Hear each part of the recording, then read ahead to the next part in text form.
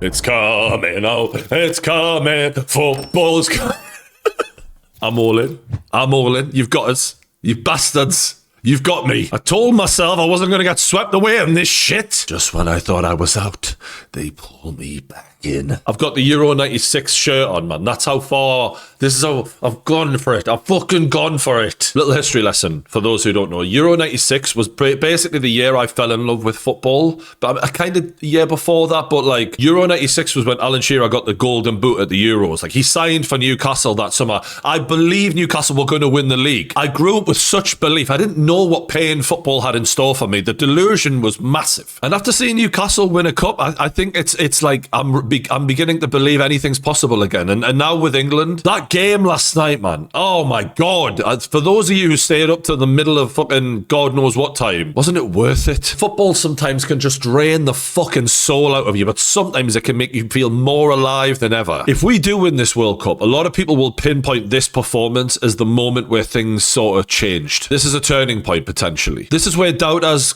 became believers, because we've come through adversity here. We've in real adversity. You had the altitude. You had the friggin' 80,000 Mexicans out on their home turf screaming at our players. Thunder and lightning, the delays, like an hour before kickoff, the players think they're going to step foot on the pitch, then it's delayed. That's never really good for an athlete. So much pressure on these lads. Knockout football, down to 10 men for the, almost half of the game. Like, at a time when this country, it does feel a bit miserable. Like, I've covered a lot of the issues going on the main channel. Pride in your country has even become something that's controversial at this point. We've got politicians trying to stop people from putting England flags up right now. And the heart, the grit and determination that those lads showed in those England shirts, it's the stuff that brings a country together at a time we really need it. And look, it didn't go smoothly. Let's be honest. That was part of the reason why it brought that out in us. In true England fashion, it didn't start great. By the first hydration break, Declan Rice had booted someone in the head the first minute. We'd taken 3 shots on our goal. We hadn't had a shot. This diving header goes flying towards the bottom corner. And look at that for a one-handed save from Pickford, who was phenomenal in this game. He's been a bit shaky at times so far in this competition. That was unreal. Then Pickford comes and claims this ball, which, he had to show a lot of confidence to do so. He rolls it out to Declan Rice quickly to get us on a counter-attack. Declan Rice takes it from this point on the pitch, gets us all the way into their final third, gives it to Saka, and I just want to pinpoint Jude Bellingham's position here. And this is something that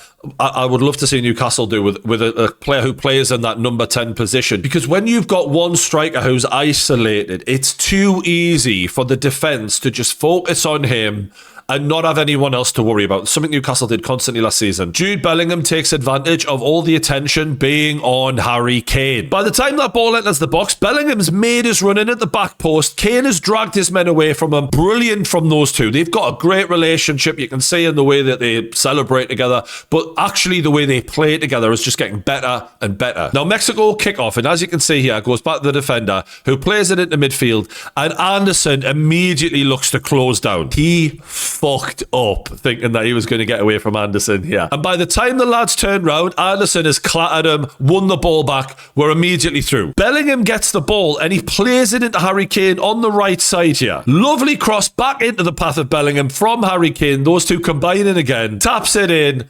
2-0. At that point, I actually thought this is actually going to be easier than I thought. How fucking wrong I was. But at the time, it looked like we were cruising. Now, Mexico had this free kick, and I have to admit, some of the defending... It was bad for this one. It was bad. The ball comes into the box and we just dink it straight back into the path of the goal scorer, and he just smashes it in the back of the net. This is the stuff that really worries me about us going to a final. Like, I just don't know if we can keep defending like that and getting away with it. And Mexico very nearly equalised before the stroke of half-time. This ball gets whipped into the box here, headed straight towards Jordan Pickford's top corner. That is a world-class save for me, because you don't really expect a header to have that much pace to be that high in the goal. Jordan Pickford was on his guard there. He was ready for anything, and that's actually just world class. And I've given him a lot of stick over the years, just because he's a Mackham, right? But fucking hell, mate. That was unbelievable. Now, I want to talk more in depth about Jude Bellingham because of something that happened in this game that I really think highlights a different side of him that has been not just underrated, but people have claimed he just didn't have that in his character at all. And that's his commitment to strive, not for himself, but for the team. This corner comes in. This was very well worked. Jimenez pulls away from the 6-yard box. They've got a man running in behind here. This clearly has been worked on in training, and it nearly worked to perfection. That's if it wasn't for Jude Bellingham at the last second getting this tackle in and stopping this from being an equaliser. Look at that. He smashes it over the bar. And this is why I need to highlight that moment, because remember the campaign the media had against Jude Bellingham? Leave Jude at home. Starman in Bellingham has proved he is divisive and petulant. The narrative was that, well, Tuchel said the only way England can win is if they are selfless and they play as a collective group. And that apparently Bellingham was a poster boy for moodiness and selfish petulance. And if kept in the group, he was so poisonous that he would have a terrible negative impact on England's chances of winning a World Cup. That was the theory. And look, you know, pundits and journalists, they get things wrong at times, right? But then there's wrong, and then there's like 3 Man of the Match awards in 5 World Cup games with 4 goals and 1 assist wrong. 23-year-old Real Madrid Champions League winning player wrong. One of the most talented English footballers ever. Wrong. He is the 4th England player in the last 60 years to reach 10 plus goal contributions at major tournaments. He's not even 24 years old. And we're saying, leave him at home. Jude Bellingham, love the guy, right? Because he's ending fucking careers out here. You can't show your face again after that. He is not just, you know, not poisoning England. He's not just a divisive soloist. The guy is carrying this fucking team. He's not dividing us. He's bringing us together. This kid is a leader. He's a future England captain. He's behaving like a captain right now. And they try to destroy him. Let's not forget this now. This is the time to fucking bring it up. We might not win a World Cup. Only one team can be lucky enough to do that. But if we do, it'll be because we took him. And because we ignored morons who know fuck all about football. Because if you don't know by now, you should know Jude Bellingham is the real fucking deal. And I mean, I said this a long time ago on the kickoff. We had chat about, is Saka the next big thing for England? Is Foden? I always said Bellingham. They're all great players, to be fair. They're all good players. But Bellingham, for me, he's the jewel in the crown. As much as Harry Kane, for example, who is one of the greatest England players ever at this point. And let's just quickly hear from the divisive, selfish poster boy for moodiness. Let's have a listen to this guy who is the complete worst thing that happened to the team spirit of England. Like I said, I'm so proud of this squad. This was more than me, more than Harry, more than the manager. This was a performance from all the squad, the subs on the bench who played, the ones who didn't play, and all the fans behind the goal. It's just unbelievable. Just such a divisive character, isn't he? He's just only cares about himself, this guy, clearly. So yeah, let's just all remember that if Jude Bellingham was home, we'd be fucked right now. Yeah? Let's not forget that. And look, Kwanzaa certainly didn't help our chances. Getting sent off. Yeah, he leaves the ground for a second there, goes flying in. Foot goes over the ball, and that's the contact he makes above the ankle. I mean, I can't defend that. That's fucking insane. I don't know what he's thinking. I think that if there's one thing that we do have to raise eyebrows at, looking back at it, it is the selections in defence from Tuchel. This kid really put us in a lot of trouble here. And lucky for him, we made it through this moment, because I remember back World Cup 98 when David Beckham got sent off, we went out, you get targeted. Maybe it's not as bad as it used to be, I don't know, but like, this kid really put us in a shit situation. 54 minutes played. We all know you got all that extra time we get because of these fucking drinks breaks. Like, this is a lot of 50 minutes at least left to play here. Tuchel brings on Stones. He later brought on Spence and Dan Burn, went to a back 5. At the time, I was kind of thinking, is this a bit too early to be inviting this kind of fucking pressure on? But really, it was the right thing to do. And I don't know how much of a choice we fucking had, because they were peppering this goal. And at this moment, when Harry Kane's it kind of bounced off his arm, goes into the path of Anthony Gordon. I have watched Anthony Gordon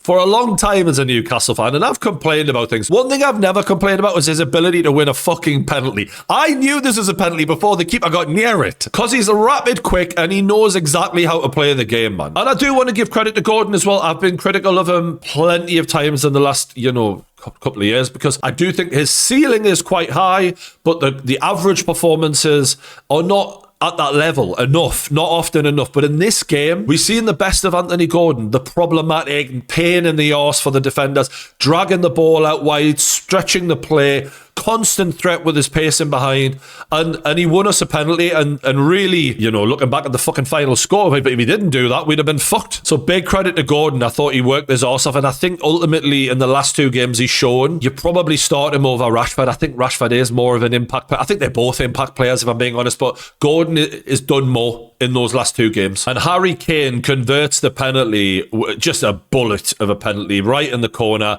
Power, no fucking stuttery run-ups. I fucking hate them, by the way. I'm sick to death of them. Like, that was a striker's penalty, and that's what I want to fucking see. If we end up in a penalty shootout, I don't want to see a single stutter run-up. Just bury it. I know that's easier said than done, but I think you're gonna have a lot better chance if you run at the ball with some pace and put your laces through it than all of this stop, start. Like, how can you hit a ball as cleanly and as efficiently if you're stuttering your run-up? I don't remember David Beckham stuttering his run-up when he took free kicks back in the day, when he'd whip them in the fucking top corner. I fucking hate them. Now, Harry Kane then gives a penalty away. I feel for him. He had every right to try and go for the ball and clear it. It was backs against the wall. He goes through the player's foot. I think it's fucking soft. In this day and age, it's soft. But look, he goes through the player to get the ball, and they're going to give it. And I have to say, one criticism of Jordan Pickford, look at where his foot is there. That is his left foot. If his left foot is where it should have been and he was in the right position as the ball is struck, he saves that, and that might make a difference. And I hope he learns from that experience of he was out of position when the ball was struck, and you need to be able to jump either way, and he basically committed long before the ball was struck. I want to give credit to Dan Burn. I feel like a proud dad here. He's fucking, what is he, 6'9"? He was brought on, and my first thought was, I think this is a good decision. In the moment, I thought that some England fans might not have thought it was a good decision, and Dan's been hit and missed in the last season, but with the way the game was going and with the kind of game we were having to play, with the balls coming into the box, I thought Dan Burn, he would have actually been able to start this game, considering the type of game it was. It's the perfect tool for the perfect job. The man is massive and he can head the ball. It's not complicated, it's not rocket science, and he is fearless, and he was throwing his nut on the ball, as you can see here. He clears this ball. Now, the ball doesn't clear the box completely. You've got their goalkeeper in. This is backs against the wall, and they're going to try and rattle this shot in. The shot's deflected out, and it's actually falls even worse for us. It's even close at the goal. What is that, fucking 9 yards out? Dan Burn's the closest man to it. You're fucking right he gets his foot on it. You're fucking right he does, son. Braveheart. That's what I'm talking about. I was so proud of him, because there was a lot of people thinking, oh, he doesn't deserve to be in that World Cup squad. And I do think he was a little bit fortunate because of the way that season had gone for him. Doesn't change the fact that as a bloke and as a fan of Newcastle, I love him. Man, he's such a likeable guy. And honestly, he's been one of the best signings we've made in terms of the fee. But again, he's 34 years old. He's in a World Cup. He's just been brought on as a sub with down to 10 men. I don't want to see any mistakes made from him, because if he gets a mistake made in that position, you will get punished for it and you will get scapegoated. You already know they would have scapegoated Dan Burn because of the personality and this whole idea of, oh, it's just Dan Burn, working class lad. Like, and I just wanted this to go well for him, because he is one of the most likeable footballers I think there is. And for what he's done for Newcastle and being one of the leaders that won us a cup, just for him to be able to say, I represented my country well in a World Cup,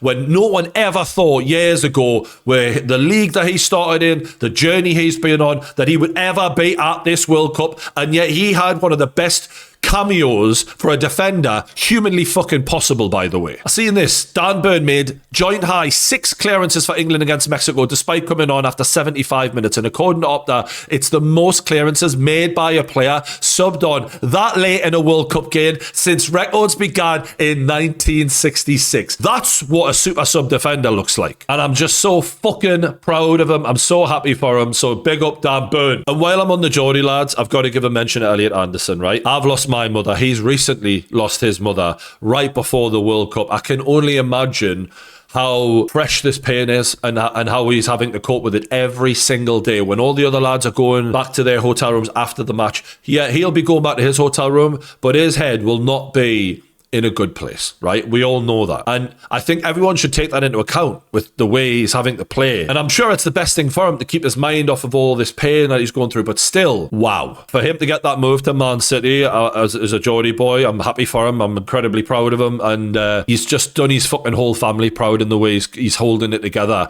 and doing the best he can for his country. So fucking big love to him. And check out this moment, from Peter Crouch.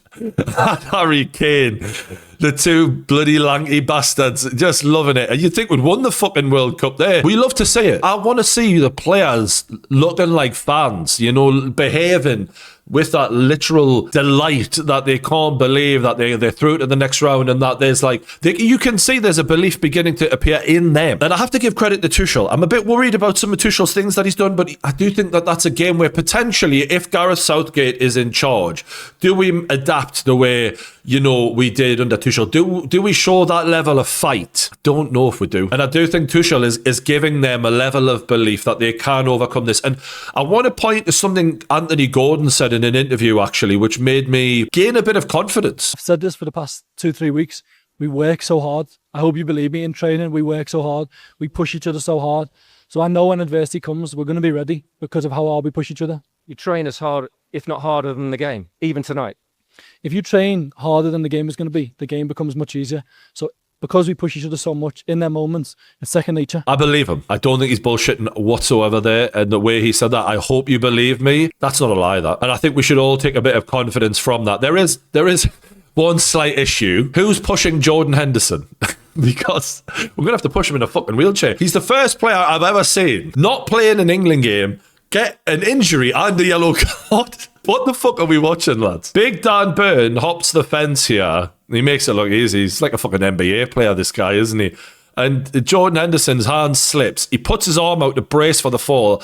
Looks like he breaks his fucking arm, the poor bastard. It's ironic, it's silly, but I do feel for the guy. And it kind of just it rubs salt in the wounds of why the hell did he go? There's players we really could do with right now. We're sat at home watching this. Does that mean we could bring one? I can't remember. They had to fucking stretcher him off. Bloody hell. I didn't realise it was that serious. Sorry, mate. Now, we've got Norway on Saturday night. I don't know if you lot watched the Brazil-Norway game, but Erling fucking Haaland, he's literally probably the closest thing I've seen to a prime Alan Shearer. They're different players, but it's that inevitability of, he'll score. He'll score. The way Erling Haaland just dominated Gabriel in that game for that goal, and then the second goal where he just smashes it in the bottom corner. He's even scoring goals you wouldn't expect him to score. He's getting a goal a fucking game for Norway, for Christ's sake. This is the team that's never been to this point in the competition before. He is dragging them. And the more you watch them, you're like, you've got a fucking chance, you lot. When you've got an Erling Haaland on form, you could win the World Cup. It's really that simple. And with England getting 6 shots to Mexico's 23, granted, we were down to 10 men, but still, I'm fucking worried. And I've thought about it. And look, lads, it's time we bring out the secret weapon. You already know. I'm talking Big Dan Bone. You know why? Because Erling Haaland hasn't scored in his last 9 fucking games against Newcastle. Because Dan Burn actually does really well against Erling Haaland. I'm not saying he can stop him in this game right now. Can a gun stop Erling Haaland? I don't know. But that's our best chance. Send a maniac to catch a maniac. He's the only one bigger and stronger in this competition than fucking Erling Haaland. Just get Dan Burn to man-mark this bastard. That's what I only hope. But look, like I said at the start of the video, I am believing now. I believe it's possible. I'm not saying it's going to happen, but I believe it's possible. Are you believing? Let me know what you thought of it all in the comments below. Is there anyone I should have given more credit to? I feel like there is. I've obviously tried to cover everything in this video, but all of the lads deserve a pat on the back. It was a hell of an effort and one of the great England performances, not in terms of necessarily some of the football, but what it meant, backs against the wall, all of that stuff. It filled me with pride. I hope you enjoyed the game. Let us know what you thought in the comments below. I'll be back very soon. A lot of Premier League transfers. It's all happening. Keep it on the kickoff. I'll see you on the next one.